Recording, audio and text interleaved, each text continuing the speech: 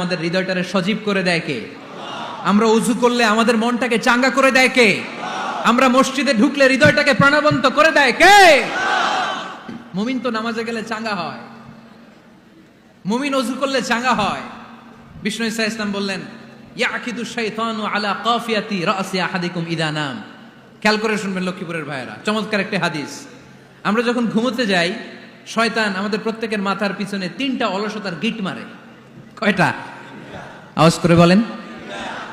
3টা অলসতার গিট মারে। ইয়াকিদু শাইতানু আলা কাফিয়াতি রাসি আহাদিকুম সালাসা উকাব। 3টা গিট মারে যখন আমরা ঘুমোতে যাই।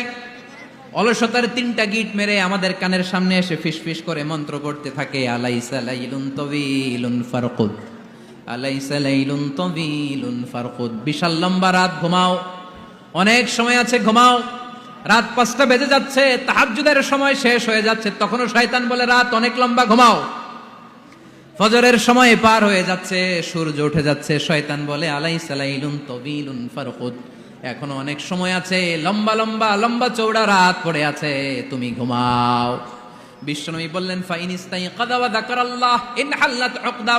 আমার উম্মতের কেউ যখন ঘুম থেকে জেগে ঘুম থেকে ওঠার দোয়া পড়া শুরু করে দেয়, অলসতার প্রথম গিটটা সাথে সাথে খুলে দেয় কে?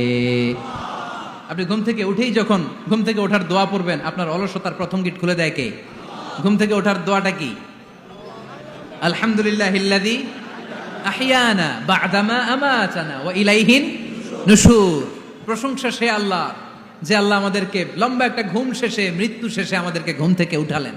এই দোয়াটা পড়ার সাথে সাথে শয়তান যে 3টা গিট মারছে, ওই 3টার একটা খুলে দেয় কে? ফাইন তাওয়াদ্দা ইনহাল্লাত উকদা। ঘুম থেকে জেগে ঘুমের দোয়া পড়ার পরে যখন কেউ ওযু করে ফেলে, অলসতার দ্বিতীয় গিটটাও খুলে দেয় কে? ওযু করার পরে ফাইন সাল্লাত ইনহাল্লাত উকদা, নামাজের মুসল্লায় দাঁড়িয়ে যখন নামাজ শুরু করে দেয়, অলসতার 3 নাম্বার গিটটাও খুলে দেয় কে? 3টা গিট যখন খুলে দেয়, বিষ্ণু ঈসা ইসলাম বললেন, ফাআসবাহা নাশীতাল কলব। নাশীত, তখন মুমিন বান্দা সজীব হয়ে ওঠে, প্রাণবন্ত হয়ে ওঠে, উচ্ছ্বসিত হয়ে ওঠে। ওয়া ইল্লা খাবিসান নাফসি কাসলান। আর যদি ঘুমিয়ে থাকে, 3টা গিট তার মাথার পেছনে শয়তানের অলসতার লেগে থাকে, তাহলে তার দিনটা শুরু হয় অলসতা দিয়ে, আর সে হয় অলসতার রাজা। চিল্লায় এখন ঠিক কিনা? এজন্য আমরা কি অলস হতে চাই না কর্মঠ হতে চাই? কোন নবীরা কি অলস ছিলেন? পৃথিবীতে কোন নবী অলস ছিলেন? সব নবী কর্মঠ ছিলেন। বিষ্ণু ঈসা ইসলাম বললেন, এজন্য নবীরা যেহেতু কাজ করেছেন, কর্মঠ ছিলেন, আমরাও কর্মঠ হব, ঠিক কিনা? সাহাবারাও কর্মঠ ছিলেন, বিশ্বনবীর সাহাবারাও ব্যবসা করতেন। সাইয়েদনা আবু বকরের বিশাল ব্যবসা প্রতিষ্ঠান ছিল।